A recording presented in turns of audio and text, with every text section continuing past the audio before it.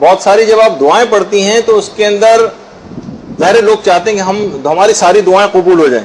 تو خاص طور پر ان دعاؤں کی طرف لوگوں کی توجہ بہت ہوتی ہے کہ جس کے اندر اس بات کا اشارہ کیا جاتا ہے کہ جس میں اسم اعظم، لوگ بہت اٹریکٹ ہوتے ہیں، کیونکہ روایت میں بھی یہ بات آئی کہ جس کے ہاتھ میں بھی اسم اعظم آ جائے، اسم اعظم، اس کے ہاتھ میں کائنات کی ساری طاقتیں آ جاتی ہیں اور وہ مستجاب الدعوات ہو جاتا ہے، اس کی ساری دعائیں قبول ہو جاتی ہیں۔ دیکھیے اب لوگ یہ سوال اکثر کرتے ہیں کہ اسم اعظم کیا ہے، یہ ہماری سمجھ میں نہیں آتا، روایتوں میں اسم اعظم کا بہت تذکرہ آتا ہے، تو اسم اعظم کیا چیز ہے؟ دیکھیے علماء نے اس پہ بہت بحث کی ہے، کتابیں بھی لکھی ہیں کہ اسم اعظم کیا ہے، جو ان کے نظریات بنتے ہیں ان میں مثلا ایک تو یہ کہ جو اسماء حسنہ ہیں پروردگار کے، یہ اسم اعظم، اور ہر نام کی پروردگار کے الگ ایک تاثیر، ہر نام کی الگ ایک تاثیر۔ کچھ علماء اس بات کے قائل ہیں کہ جتنے بھی حروف مقطعات ہیں ان میں اسم اعظم، کاف ہا یا عین صاد، حام میم عین سین قاف الف لام میم، یا اس طرح سے بہت ساری روایت میں بھی اس کا اشارہ کیا گیا۔ تو حروف مقطعات میں کچھ علماء کا رجحان یہ کہ حروف مقطعات میں اسم اعظم ہے۔ کچھ علماء کہتے ہیں کہ ہوا کا جو آپ پڑھتی ہیں، یا من لا الہ الا ہوا، جو ہوا ہے یہ اسم اعظم۔ ابھی آپ بہت سی چیزیں کرتی جائیں، پھر آخر میں ایک نتیجہ پیش کروں گا جو علماء نے تحریر کیا۔ کچھ علماء اس بات کے قائل ہیں کہ جو اسم جلالہ ہے اللہ، یہ اسم اعظم، لیکن علماء نے تمام اور بھی بہت ساری چیزیں جن کا آگے چل کر تذکرہ ہوگا، زیادہ صحیح قول یہ ہے کہ اسم اعظم کوئی ایک متعین نام نہیں، کوئی اسپیسیفک نام نہیں، بلکہ خدا کا ہر اسم بندگان خدا کی حاجت سے جڑا ہوا ہے۔ اگر پروردگار کے جس نام کو بھی توجہ کاملہ کے ساتھ، انتہائی خلوص کے ساتھ، تمام دنیاوی سہاروں کو رد کرتے ہوئے اور صرف پروردگار کو اس کے اندر انسان اگر پکارے پورے خلوص دل کے ساتھ، تو وہی نام جو وہ پروردگار کا لے رہا ہے وہ اسم اعظم کی تاثیر پیدا کر لیتا ہے، وہ اسم اعظم کی تاثیر پیدا کر لیتا ہے۔ آیت اللہ ناصر مکارم شیرازی نے باقاعدہ اس بات کو لکھا ہے کہ دعاؤں کی قبولیت کے لیے خدا کے جو اسماء ہیں اور ان کی صفات کا پتہ چلا کر اس کی معنویت اور آثار اپنے اندر پیدا کیے جائیں، یہ زیادہ بہتر چیز ہے بنسبت ہے کہ فقط آپ لفظ کو پکڑ لیں خالی۔ مثلا انہوں نے بہت ساری مثالیں بھی اس کی دی ہیں کہ مثلا آپ کہتی ہیں کہ جو پروردگار کے جو بہت سارے نام ہیں، جیسے اس کے اندر رحمان اور رحیم نام آتا ہے، کہا کہ اب جو رحمان اور رحیم کی جو الفاظ ہیں ان کے اندر جو خصوصیت پائی جاتی ہے اس کی معنویت انسان اپنے اندر پیدا کر لے۔ مثلا لوگوں کے اوپر اب رحم دل اور مہربان ہو جائے، جب یہ خصوصیت اپنے اندر پیدا کر لے گا تو وہ خود بخود مستجاب الدعوات ہو جائے گا۔ اب مثلا جیسے یا سریع الرضا، اے جلد راضی ہو جانے والے، اب بجائے اس کی کہ آپ اس لفظ کا ورد کریں، وہ بھی کریں اپنی جگہ، لیکن اگر اس کی تاثیر اپنے اندر پیدا کرنے، لوگوں کی خطائیں بہت جلدی جلدی معاف کریں، آپ دل میں لے کر نہ بیٹھے رہیں، آپ بھی لوگوں سے جلد راضی ہو جائیں، تو آپ کے اندر ایک خاص معنویت پیدا ہونے شروع ہو جائے گی۔ مثلا آپ یا غفورو کا ورد کرتی ہیں،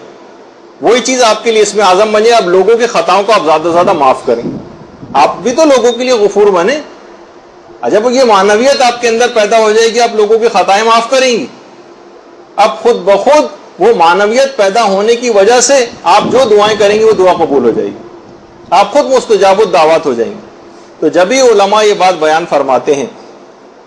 کہ انبیاء اور ائمہ یا مثلا جو صالحین ہیں یا علماء ہیں، ان کے متعلق جو یہ بات کہی جاتی کہ وہ اسم اعظم سے واقف تھے، اس کا مطلب یہ ہے کہ وہ خدائی اسماء کی جو تجلی ہے اور جو معنویت تھی وہ ان کی سیرت میں جلوہ گر ہو جاتی تھی، اور وہ چیزیں ان کے لیے وہ نام، وہ جس نام سے بھی پکارتے تھے وہ ان کے لیے اسم اعظم بن جاتا تھا، اور ان کی ساری دعائیں قبول ہو جاتی تھیں، وہ مستجاب الدعوات ہو جاتے تھے۔ یہی وجہ ہے کہ بہت سے علماء نے اس کا ذکر کیا ہے۔ بلعم باعور جو تھا، جس کا قرآن کے اندر بھی کتے کے حوالے سے کتا کہہ کے جس کو قرآن نے جو ہے وہ اس کا ذکر کیا ہے، اس کے اندر بھی یہ تھی کہ اپنے تقوی اور پرہیزگاری سے ابتدان بلعم باور نے اتنی اس میں اعظم تک پہنچ گیا تھا. یعنی اس کا مصداق یہی تھا کہ وہ جو دعا کرتا تھا دعا قبول ہو جاتی تھی مستجاب الدعوت تقوی و پرہیزگاری سے. لیکن کیا ہے کہ اس نے ہوا و حوث کی پیروی کرنا شروع کر دی، اور روایات میں جملہ آتا ہے کہ اس نے اس میں اعظم بھلا دیا. اس میں اعظم بھلا دینے کے معنی یہ ہے کہ اس نے اپنے اندر سے وہ جو صفات، اس کے اندر ایک معنویت اور سیرت کے اندر ایک جھلک پیدا ہو گئی تھی، وہ جھلک کو اس نے دھندلا دیا، وہ چیز ختم کر دی، یہاں تک کہ اس کے اندر وہ معنویت ختم ہو گئی، وہ اس میں اعظم کی جو خصوصیات اس کے اندر تھیں اس کے اندر سے نکل گئی. تو فقط الفاظ کے ورد کرنے کو صرف کی حد تک آپ نہ رہ جائیں. مثلا یہ کہ بس ہمیں یہ نام پتہ چل جائے، بس وہ نام کو ہم بیٹھے ہوئے 1000 دفعہ 10,000 دفعہ پڑھتے رہیں اور اس کی معنویت اپنے اندر نہیں پیدا کر رہے ہیں. جب ہی ہم دیکھتے ہیں ہمارے اتنے زیادہ ہم تسبیحات پڑھتے چلے جاتے ہیں، اتنے زیادہ ہم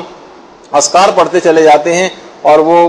عملیات کی کوئی کتاب مل جاتی ہے تو پورا اس کو گول کے پی جاتے ہیں، لیکن ہماری دعائیں اس کے باوجود بھی قبول نہیں ہوتی. وجہ اس کی یہ ہوتی ہے کہ ہم ان کے اثرات اور معنویت اپنے اندر وہ نورانیت پیدا ہی نہیں کر پاتے، اور بس اپنے جس طرح سے ہم چاہتے ہیں کہ ان دعاؤں کو اور خدا کے اس نام کو معاذ اللہ ثم معاذ اللہ، جس طریقے سے انگوٹھی کا نگینہ رگڑنے سے جن حاضر ہو جاتا ہے نا، سارے کام کر دیتے ہیں، ہم اس طرح کوئی کام لینا چاہتے ہیں. تو یہ ایک بہت غلط تاثر ہے جو دعاؤں کے سلسلے میں صاحبان ایمان کا ہو کے رہ گیا. وہ کوئی انگوٹھی کے چراغ کے جن کی طرح سے جو ہے نا چیزوں کے اوپر عمل کرنا چاہتے ہیں. تو وہ یہ مناسب نہیں ان چیزوں کو اپنے اندر پیدا کرنا. جب بھی کہا جاتا ہے کہ جو دعائیں مشلول ہے اس کے اندر بھی اس میں اعظم، وہ روایات کے اندر جو آیا پیغمبر اسلام نے جو وہ طریقہ اس کو بتایا، ویسے تو امیر المومنین نے بتایا تھا اس کو، اس نوجوان کو، اللہم صلی علی محمد و علی محمد،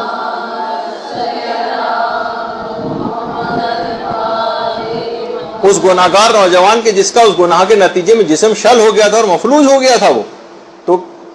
امیر المومنین نے اس کو جو دعا تعلیم کی تو پیغمبر اسلام اس کے خواب میں آئے اور اپنا دست مبارک اس کے جسم پہ رکھا اور کہا کہ اس میں اعظم کو حفظ کر لے، جو کہ دعائے مشلول کے نام سے آج بھی موجود ہے. تو بہرحال اس کا مطلب ہے کہ دعائے مشلول میں بھی اس میں اعظم. اسی طریقے سے آیت الکرسی میں علماء کہتے ہیں اس میں اعظم ہے. اسی طرح سے شیخ مفید فرماتے تھے کہ سورہ فاتحہ کے اندر اس میں اعظم ہے. علماء فرماتے ہیں بسم اللہ الرحمن الرحیم اس کے اندر اس میں اعظم ہے، اور سورہ آل عمران کی جو ابتدائی آیات ہیں ان کے اندر بھی اس میں اعظم. لیکن اصل بات وہی ہے، اور کہا جاتا ہے کہ اس میں اعظم سمجھیں کہ 73 حروف ہیں، جن میں سے فقط ایک حرف کا علم تھا آصف برقیہ کے پاس، جو اس ایک حرف کی برکت سے اور اس کی جو معنویت تھی اس کے ذریعے وہ تخت بلقیس کو چشم زدن میں اڑا کے آصف برقیہ لے آیا تھا. اور ہمارے ائمہ معصومین علیہ السلام کے پاس پورا 73 کے 73 حروف کا علم ہے. اللہم صلی